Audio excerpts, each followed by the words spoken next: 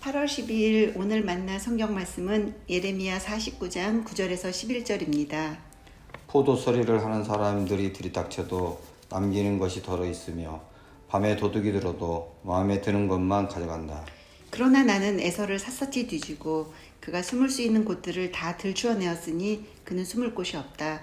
그의 자손이 다 망하고 그의 친족이 모두 망하고 그의 이웃이 모두 망하고 에돔마저도 살아남지 못할 것이다. 내 고아들은 내게 남겨두어라. 내가 그들을 돌보아 주겠다. 내 과부들도 나를 의지하고 살 수가 있을 것이다. 아멘.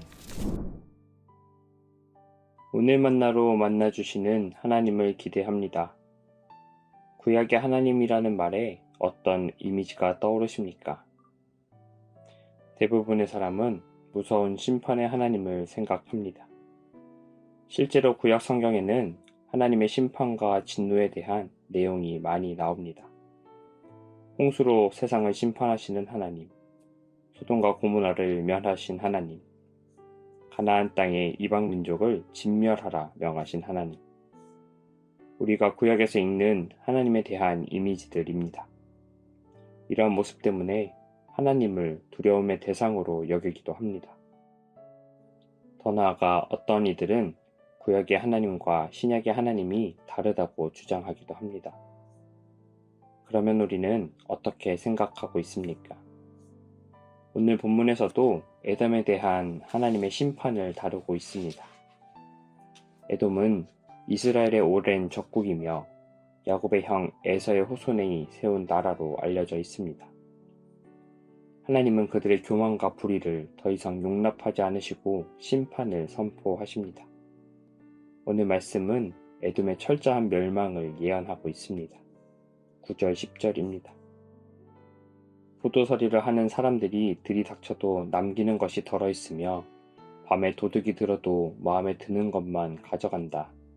그러나 나는 에서를 샅샅이 뒤지고 그가 숨을 수 있는 곳들을 다 들추어 내었으니 그는 숨을 곳이 없다. 그의 자손이 다 망하고 그의 친족이 모두 망하고 그의 이웃이 모두 망하고 에돔마저도 살아남지 못할 것이다. 포도를 훔치는 자도 남기고 밤에 도둑이 들어도 남는 것이 있지만 에돔은 남는 것이 하나 없이 다 망하게 될 것이라는 예언입니다. 그러나 우리는 여기서 멈추지 말아야 합니다. 11절입니다.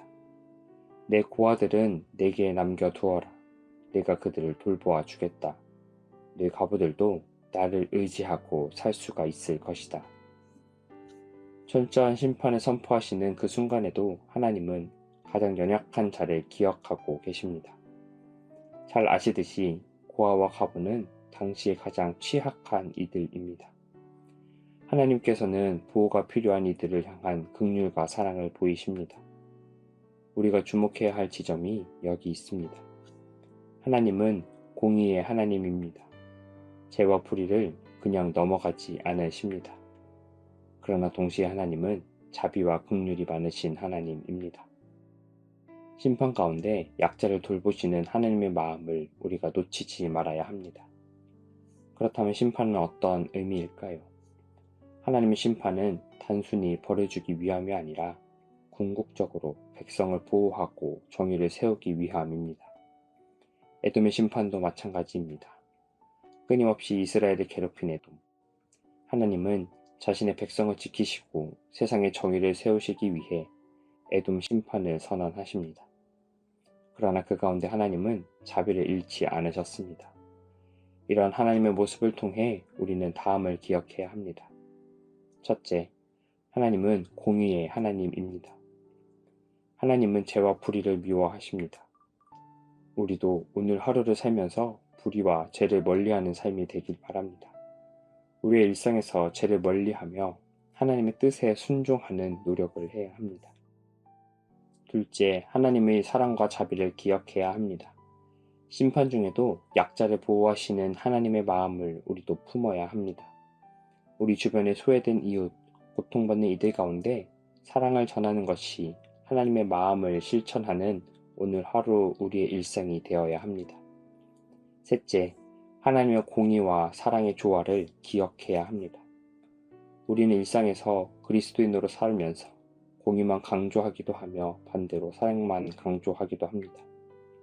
공의만 강조하는 것도 사랑만 강조하는 것도 다 반쪽짜리 하나님 신앙입니다. 사랑 없는 공의는 파괴적입니다. 공의 없는 사랑도 파괴적입니다. 우리는 불의에 맞서되 긍휼과 자비를 잃지 말아야 합니다. 특히 우리 주변에 마주하는 약자를 향한 마음에서 더더욱 중요합니다. 사랑하는 여러분, 오늘 하루를 살아가며 이 말씀을 중심에 잡으십시오. 공의로우시지만 사랑이 넘치시는 하나님, 심판 중에도 자비를 잃지 않으시는 하나님, 그 하나님의 마음을 품고 살아가는 우리가 되기를 소망합니다. 우리가 섬기는 하나님은 구약이나 신약이나 변함없이 공의롭고 사랑이 많으신 분입니다. 그 하나님의 성품을 본받아 이 세상에서 정의와 사랑을 실천하는 참된 그리스도인 되기를 바랍니다. 그리하여 우리를 통해 하나님의 영광이 이 땅에 드러나기를 소망합니다. 기도하겠습니다. 공의의 하나님, 심판의 하나님에 대한 두려움 가운데 사랑과 긍휼의 하나님을 기억합니다. 어쩌면 그렇기에 우리가 이렇게 살아가고 있는 은혜임을 기억합니다. 그 하나님을 기억하며 오늘을 살아가게 하여 주옵소서. 공의와 사랑의 하나님을 기억하며 오늘 하루 우리가 마주하는 이들 가운데 공의와 사랑을 실천하게 하여 주옵소서. 예수 그리스도의 이름으로 기도합니다. 아멘. 이제 두 가지 기도 제목으로 기도하겠습니다. 첫째로 오늘 하루 하나님의 공의와 사랑에 감사하며 우리가 마주한 이들 가운데 공의와 사랑을 실천하게 하여 주옵소서. 둘째로 타지에서 하나님의 공의와 사랑을 실천하고 있는 선교지의 사역 가운데 함께하여 주시고 위로와 격려 가운데 하나님의 동행하심을 풍성히 경험하는 여정들 선교사역 되게 하여 주옵소서. 이 제목으로 기도하신 후에 개인 기도하시겠습니다.